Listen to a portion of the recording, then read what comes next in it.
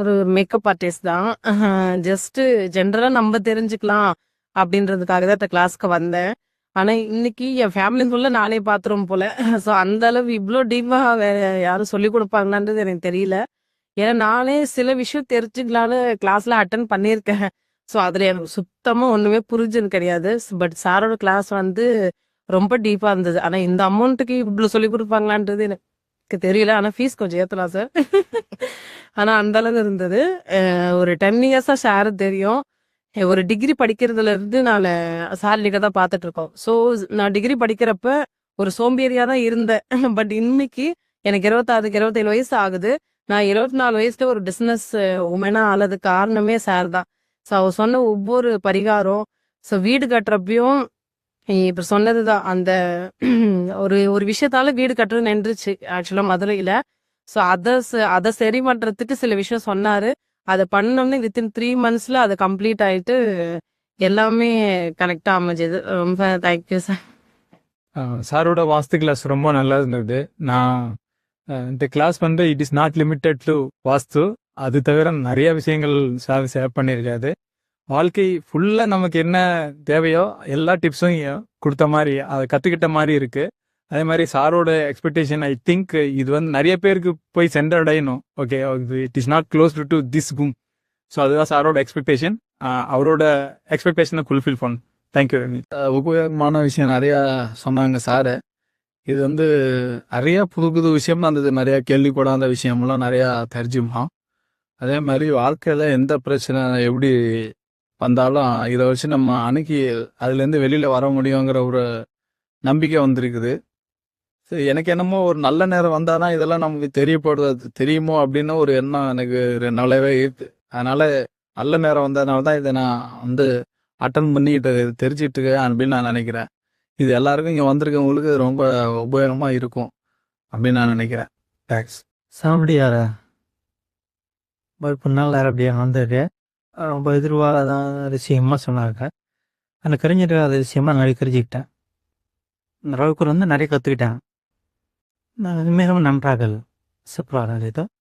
அது இங்கே சார் சும்மா என்ன சொன்னான்னா, கவிஞர் எல்லாத்தையுமே உங்களுக்கு கற்றுக் கொடுத்துறேன் அப்படின்னு சொன்னார். எப்போ வேணாலும் நீங்கள் அதை வந்து கேட்டுக்கலாம், நீங்களும் பாஸ் பார்க்கலாம், எந்த சந்தேகமாக இருந்தாலும் தாராளமாக கேளுங்க அப்படின்ட்டு. அது ரொம்ப அது அந்த அதை பொறுத்து தான் வந்தேன். சார் நல்லா அடிச்சு கொடுத்தார். நன்றி. இந்த வகுப்பில் வாஸ்துன்னா என்ன, வாஸ்துவோட பேசிக் கான்செப்ட்ஸ்லாம் என்னென்ன இருக்கும், எத்தனை திசைகள் உள்ளது, அந்த திசைகளுக்கு உண்டான விளைவுகள் என்னென்ன இருக்கும் அப்படிங்கிறது, அதே சமயம் யாதகத்தையும் ஒத்து போய் ரெண்டுத்திப்பும் உள்ள வித்தியாசங்கள் என்ன அப்படிங்கிறதே சொன்னார்.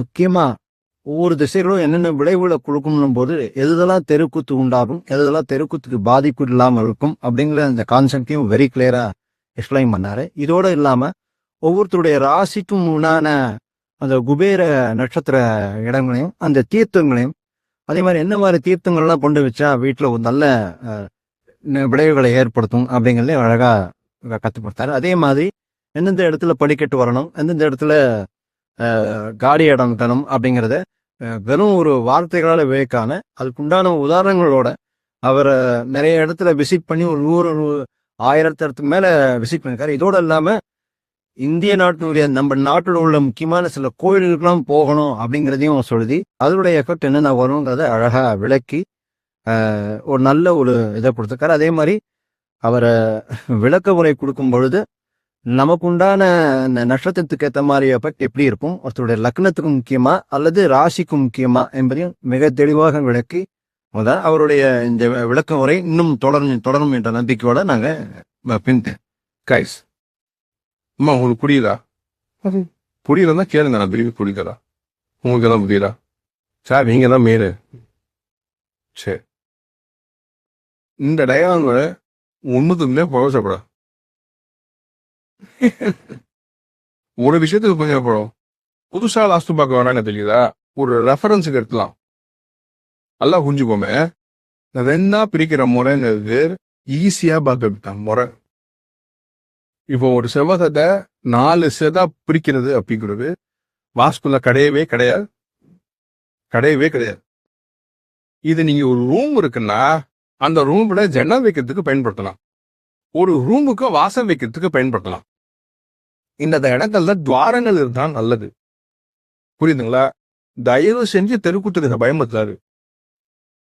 இதை வச்சு நீங்க தெருக்கூத்து திறந்தாக்கம் பாத்தீங்கன்னா அது தப்பாதான் ஒரு சிம்பிள் ரெஃபரன்ஸுக்கு இது உச்சம் இது நீச்சம்ங்கிறது எடுத்துடுவாங்க தவிர உச்சம் நீச்சம்னு சொல்லிட்டு ஒரு கான்செப்டே வாஸ்துல கரையாது.